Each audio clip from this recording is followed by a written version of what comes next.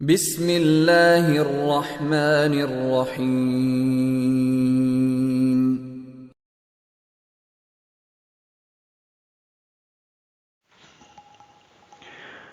حضرت ابو سعید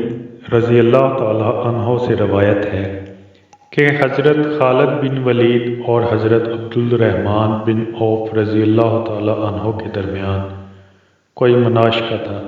حضرت خالد رضی اللہ تعالی عنہ نے ان کو برا کہا تو رسول اللہ صلی اللہ علیہ وآلہ وسلم نے فرمایا،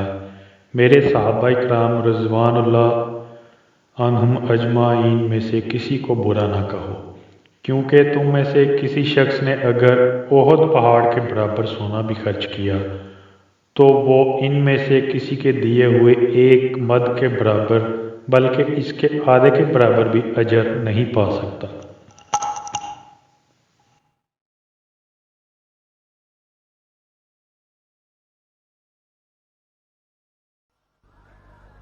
سبحان اللہ سبحان اللہ